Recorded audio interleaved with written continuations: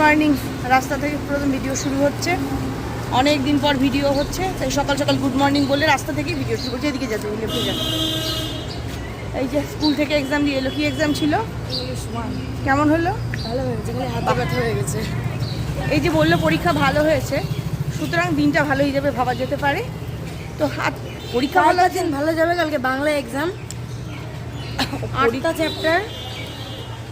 ও যা বলছি বলুক, পরীক্ষা ভালো হয়েছে মানে ভালোই আছি। ও যখন পরীক্ষা ভালো দিয়ে এসছে, মনটা ভালো আছে, তাহলে আমিও ভালোই আছি। তো আশা করি তোমরাও ভালো আছো। টোর মধ্যে দিয়েই ভিডিওটা শুরু হয়ে গেল। চলো, সকাল সকাল একদম চকচকে ঝকঝকে রোদ। কেউ বলবে ঠান্ডার দিনের রোদ।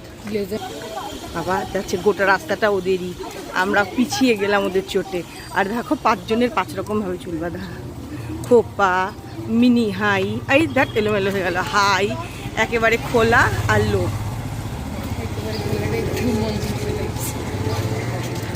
এক সময় আমরা ওইভাবে স্কুল থেকে ফিরতাম, এগুলো মাঝে মাঝে মনে হয় এদেরকে দেখে। তবে আমাদের বাবা কলেজে আবার ইউনিফর্ম ছিল না, স্কুলেই ইউনিফর্ম শেষ। এই রাস্তাটা পাইপ লাইনের ওপর, মানে আইওসি পাইপ লাইনের ওপর, তাই পাকা হয় না, সম্ভব না আর কি। এটাকে ঢালাই করা যাবে না, নিয়ম নেই। এই রাস্তাটা দেখলে না গ্রামের রাস্তা মনে হয়, কারণ আমাদের তো কোনো রাস্তাই কাঁচা থাকে না, সবই পাকা। বাড়ি গিয়ে কথা বলবো। ইয়াকে স্কুল থেকে আনতে গিয়ে তোমাদের সঙ্গে যেটুকু কথা বলেছি, তারপর বাড়িতে এসে আর কোনো কথাটা তো বলিনি। সময় বহুক্ষণ পার হয়ে গেছে, এখন 1:30 প্রায় বাজে। কেটের খাওয়া হয়ে গেছে, কেট ডাকাডাকি করছে আমাকে নিয়ে চলো বলে। তো একটু ডাকুক, একটু পরে নিয়ে যাব। হিয়ার স্নান ধান সমস্ত কিছু কমপ্লিট। আমার হয়নি, স্নান কাজ কিছুই হয়নি। আমি তো জুটে গেছিলাম আমার নিজের কাজে। এই যে নতুন ধরনের একদম কুশন কভার বানাচ্ছি মাছ ডিজাইন দিয়ে। একটা শেষ হয়েছে, কোথায় শেষ হওয়াটা? এই যে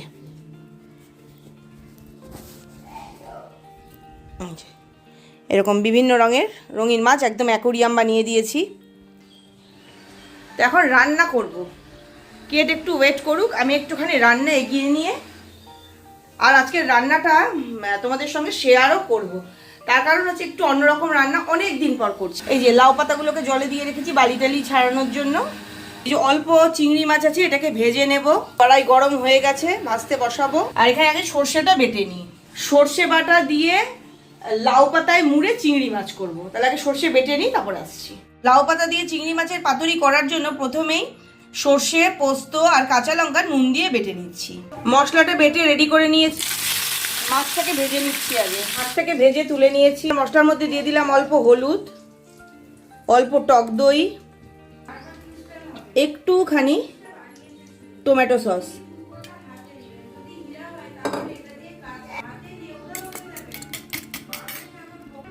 এবার এগুলোকে আমি মিশিয়ে দেব এটার মধ্যে।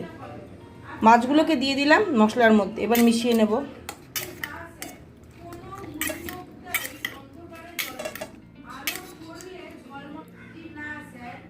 এর মধ্যে এরকম করে পাতার মধ্যে দিয়ে দিব।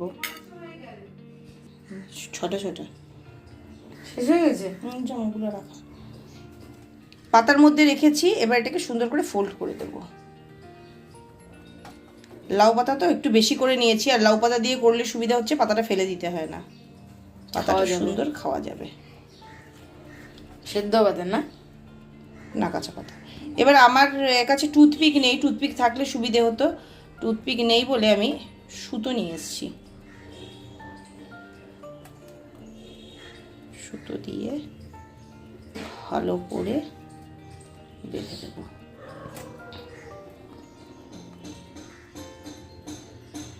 এই রেডি। মাছের 2টো প্যাকেট আমি রেডি করে নিয়েছি।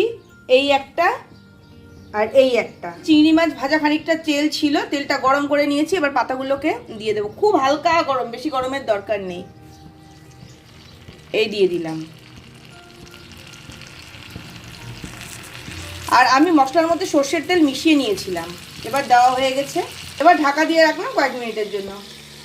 এটাকে পাতায় ভরে 2টো পিঠ উল্টে পাল্টে খুব সুন্দর করে ভেজে নিয়েছি। আমার লাউ পাতা দিয়ে চিংড়ি মাছের পাতুরি একদম। স্নান ধান করে চলে এসেছি। ভেবেছিলাম আজকে অনেক কিছু কাজ করব, কেটকে স্নান করাবো, ঘর বাড়ি ভালো করে মুছবো টুছবো, কিচ্ছু করিনি। সময় মতো স্নান ধান করলাম, চলে এলাম, রান্নাটা করলাম। কত আর ইচ্ছে করে সময় মতো করতে সব। এই যে বিছানার উপর কাপড়ের, কোথায় গেল, এই যে কাপড়ের পাহাড় গতকাল কেচেছিলাম, সকালে ছাদে দিয়েছিলাম, সব তুলে টুলে নিয়ে এসেছি, এখন খেতে বসলাম। এই যে হিয়া বাবা ভাত দিয়ে আবার হাড় বানাচ্ছে। আর এই যে গতকালে আলু পটলের ডালনা রয়েছে, ও খাবে আলুগুলো, আমি খাবো পটলগুলো। আর এই রয়েছে দুটো পাতুরি, দেবো? হ্যাঁ, কোনটা? যেটা ভালো। ওই যে ওকে দিয়ে দিয়েছি, এবার আমিও এটাকে নিয়ে নিই। এটা তিতা। কিটা? এটা প্রায়শই আমি ক্যামেরা অন করতে ভুলে যাই, এখনো ক্যামেরা অন না করেই কথা বলছিলাম, ভাগ্যিস হিয়া মনে করিয়ে দিল।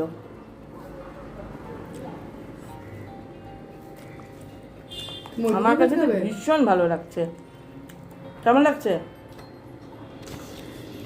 ভালো হয়েছে, কিন্তু আমার বেশি ঝাঁজ লাগছে। সে তো কাঁচা লঙ্কা বাটার আটা আছে, সর্ষের তেল আছে না, ওই জন্য। আমি সর্ষে তুলে দেবো, ঝাল লাগছে। ঝাল নয়, ঝাঁঝ হয়েছে। ঝাঁজই বলছি। দারুণ। আর এখান থেকে নেব পটল। হিয়া পটল আলু নেবে না? আমি আলু খাই না, ভালোবাসি না আমি আলু খেতে। পটল খেতে ভীষণ ভালোবাসি। লাগবে না পাতা তুলে দেখাতে। দাঁড়া দাঁড়া দাঁড়া, ভাতের উপর চাদর চড়িয়ে দিয়েছে। বলে 3টা পাতা, এটা 2টা পাতা। হ্যাঁ, 2টো পাতা, এই একটা পাতা। ও হ্যাঁ, তাই তো। এটা তুমি খেয়ে সবসময় কড়াই গন্ডায় হিসেব করে। 1 2। এটা কি? এটা চিংড়ি মাছ ধরি। এটা খাওয়া দাওয়া শেষ করেই পরে কথা বলবো। টুকু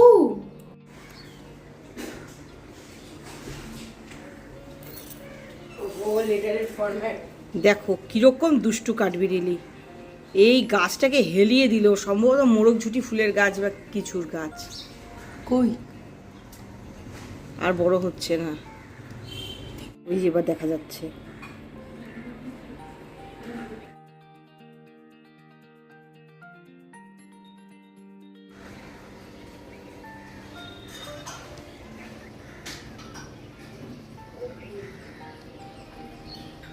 বিড়ালিগুলো যে কি দুষ্টুমি করে গোটা পাড়াটা জুড়ে, দেখে এত ভালো লাগে মাঝে মাঝে। আমার ছাদে যে কত কিছু খেয়ে যায়, নতুন পিটুনিয়াগুলো লাগিয়েছে, ওগুলোকে ওনা খেয়ে রাখে। বলি না, রান্নাঘরে ওদের ছাদের ওদের রান্নাঘর থেকে সবজি খেয়ে যায়। স্টিল ফটোটা দিয়ে দিলাম বোঝানোর জন্য যে ওখানটায় আছে, ক্যামেরা মানে ভিডিওতে খুব ভালো একটা বোঝা যাচ্ছে না, আর এর থেকে বেশি আর জুমও হবে না। চলো এখন সেলাই করি খানিকক্ষণ, পরে আবার কথা বলবো। Good evening. সেই দুপুরবেলা ভাত খাওয়ার সময় কথা বললাম, তারপরে একটু কাঠবিড়ালি দেখালাম, আর তারপরে এই আবার এলাম কথা বলতে। এটুকু সময় আমি সেলাই করলাম, আর ওই ঘরে হিয়া আমাকে ভিডিও করতেই দিল না, ভাগিয়ে দিল। ওই যে শোনা যাচ্ছে, কালকে বাংলা পরীক্ষা।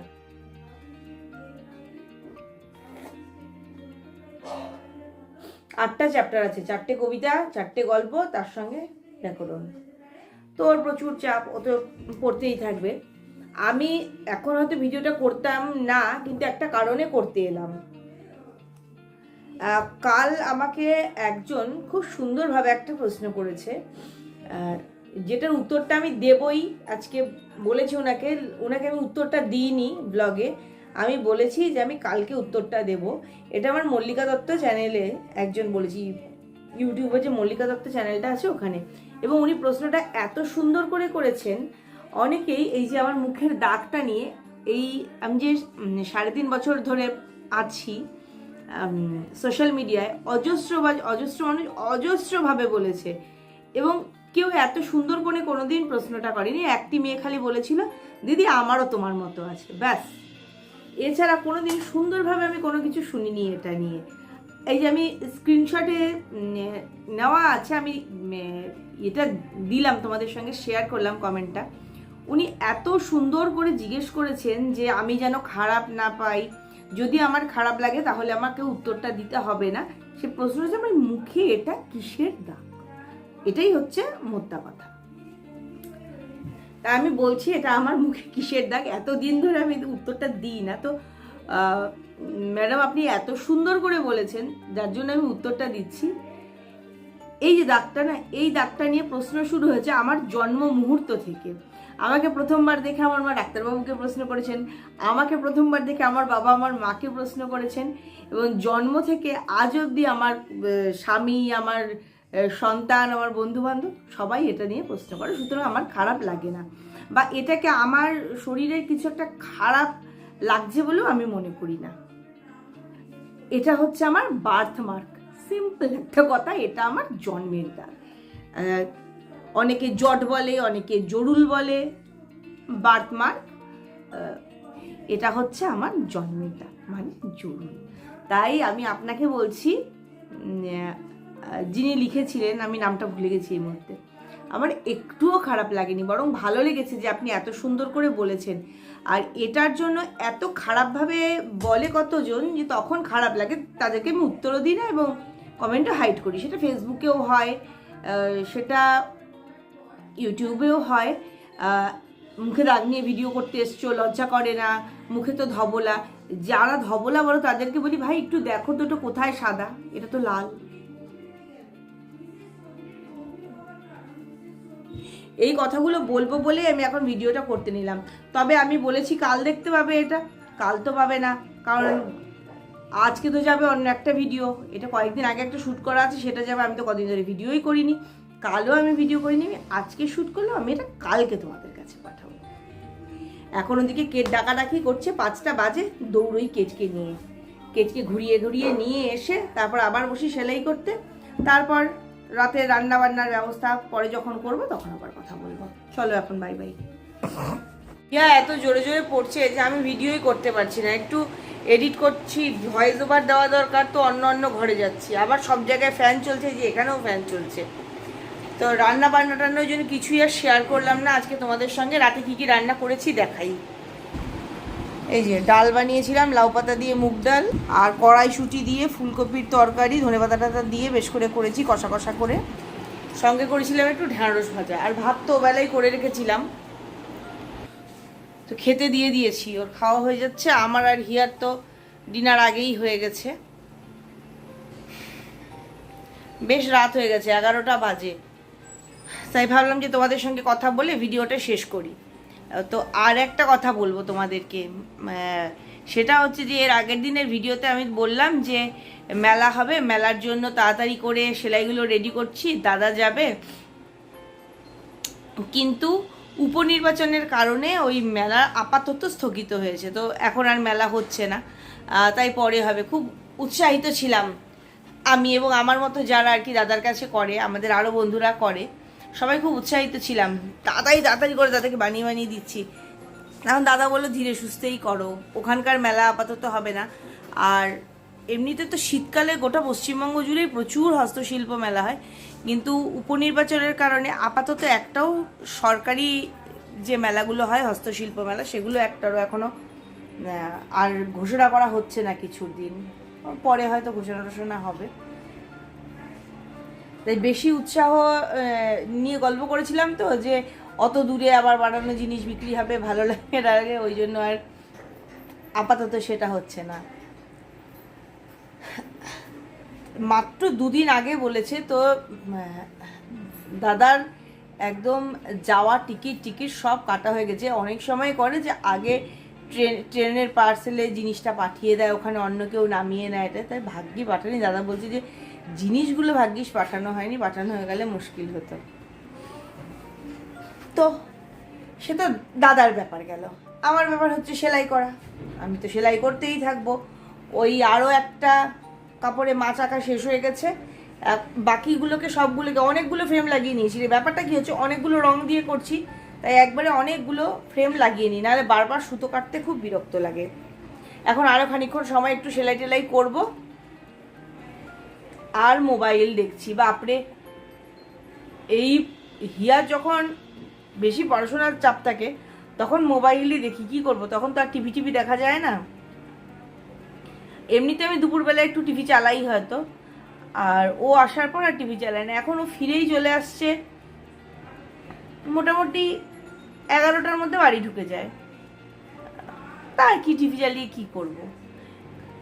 কিন্তু কালকে একটু আসতে দেরি হবে, কালকে বাংলা পরীক্ষা। বাংলা পরীক্ষাটা 3 ঘন্টা হয় ওদের 11টা 15 কালকে ছুটিই হবে, তো মোটামুটি 12টা বেজে যাবে। অসুবিধে নেই, কারণ পরের দিন আবার ছুটি আছে শিশু দিবসের জন্য।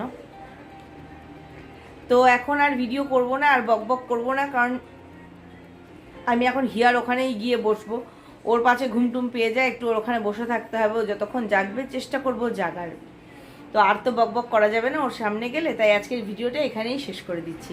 যাওয়ার আগে যে কথাগুলো রোজ বলি আজও বলবো, সবসময় খুশি থাকতে হবে, সবসময় হাসতে হবে, আর সবসময় পজিটিভ থাকতে হবে আমার সঙ্গে, মানে ঝুম্বার সঙ্গে। By, good night. আর আজকে শর্ট ভিডিও দিয়ে দিয়েছি, আর এই ভিডিওটা যখন যাবে তখনও তোমরা জেনে যাবে ভালো মতো যে আমার এই মুখে দাগের কারণটা কি। আর প্লিজ কেউ জানতে চেও না, এক প্রশ্নের উত্তর দিতে দিতে আমি হয়রান।